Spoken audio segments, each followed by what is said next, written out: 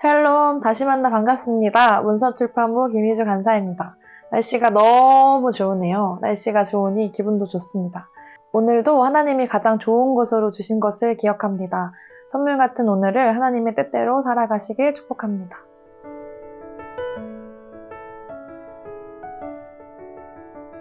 오늘 말씀은 두 개의 이야기로 이루어져 있습니다. 첫 번째 이야기의 제목은 큰 잔치 비유, 두 번째 이야기는 제자가 되는 길에 대한 말씀입니다. 먼저 첫 번째 큰 잔치에 대한 비유를 함께 볼까요? 잔치 비유에서 어떤 사람이 잔치를 베풉니다. 큰 잔치를 베풀고 그에 맞게 많은 사람을 초대했는데 초대받은 사람 모두가 오지 않습니다. 그 이유는 되게 다양한데요. 밭을 사서 소를 사서 장가 들어서 오지 않습니다. 이들이 잔치에 오기 싫거나 잔치를 연 사람과 관계가 나빠서 오지 않은 것은 아닙니다. 잔치도 좋긴 하지만 일단 내 삶이 먼저 중요하다는 것이죠. 잔치를 베푼 사람의 종이 상황을 주인에게 보고합니다. 근데 이 집 주인의 반응이 무엇인가요? 바로 분노입니다. 속상한 것도 아니고 의기소침해진 것도 아니고 분노입니다. 아마 잔치에 초대받은 사람들이 마땅히 와야 하는데 오지 않은 것 같습니다. 배신감을 느꼈는지 아무튼 주인은 분노합니다. 주인은 이제 시내의 거리와 골목에서 가난한 자, 몸 불편한 자, 맹인, 저는 자들을 데려오라고 종에게 명합니다. 종이 주인의 말대로 하고 잔치 자리를 채웠는데 아직도 자리가 남습니다. 그래서 길, 산 울타리로 나가서 사람들을 강권해 데려다 앉힙니다. 이 말씀에서 잔치를 베푼 사람을 하나님으로 생각해 볼까요? 하나님이 베푸신 잔치에 자격 없는 우리가 초대되었습니다. 우리가 자격을 갖춰서가 아니라 하나님이 선하신 분이기 때문에 우리는 잔치에 초대되었습니다. 그런데 초대받은 우리의 마음은 어떠한가요? 기쁨도 없고 감사함도 없고 그저 그런 감흥, 잔치보다는 내 삶이 중요하니까 잔치가 아무리 좋아도 나는 괜찮다. 이런 마음이진 않나요? 하나님의 초대에 감사로 반응해야 할 사람들이 초대에 응하지도 않고 감사하지도 않는 모습을 보이자 하나님이 분노하십니다. 두 번째 이야기에서 예수님은 자기 부모와 처자와 형제와 자매와 더욱이 자기 목숨까지 위협하지 않으면 능히 내 제자가 되지 못한다고 하십니다. 예수님의 제자가 되는 것은 십자가를 지고 따라야 하는 길입니다. 예수님의 제자가 되는 게 이렇게 힘든데 왜 제자가 돼야 하는 걸까요?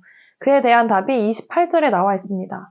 망대를 세우기 전에 그 비용을 계산하는 것처럼 제자가 되는 일의 유익을 따져보면 이 땅의 삶에서 십자가를 지는 것보다 더 큰 하늘의 영광이 우리에게 주어질 것이기 때문입니다. 우리는 십자가를 지고 예수님의 제자가 됩니다. 예수님이 어떤 분이십니까? 살아있는 말씀, 살아계신 하나님의 아들, 나의 구주 참 하나님이시며 천지를 창조하신 만물의 주인입니다.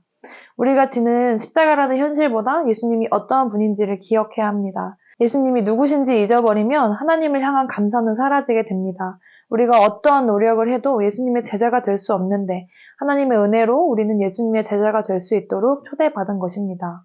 이 은혜를 알지 못하면 듣고도 잊어버리면 생명을 살리는 하늘잔치에 초대되어도 우리는 응할 수 없게 됩니다.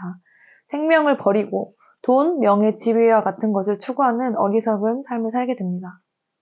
홍담 독자 여러분, 여러분이 가진 것 중 가장 귀한 것은 무엇인가요? 제가 가진 어떤 것보다 귀한 것은 바로 저의 목숨입니다. 목숨과 바꿀 수 있는 것은 아무것도 없기 때문입니다. 하지만 세상은 제 목숨보다 제 소유가 더 중요한 것처럼 이야기합니다. 그래서 저도 가끔씩 가장 소중한 게 이미 저에게 있다는 것을 잊어버리고 탐욕으로 남이 가진 것을 나도 갖고 싶다고 생각하곤 합니다. 그러면 저도 그 사람과 같이 될 수 있다는 생각이 들기 때문입니다. 그러나 오늘 말씀의 예수님은 자기 목숨까지 미워하지 않으면 제자가 될 수 없다고 하십니다. 이 목숨은 나의 유익만을 구하는 이기적인 마음이 아닐지 생각해 봅니다. 그리고 예수 그리스도, 구원으로 가는 유일한 길, 유일한 생명 되시는 그 이름을 우리는 이미 가졌다는 것을 다시 기억합니다.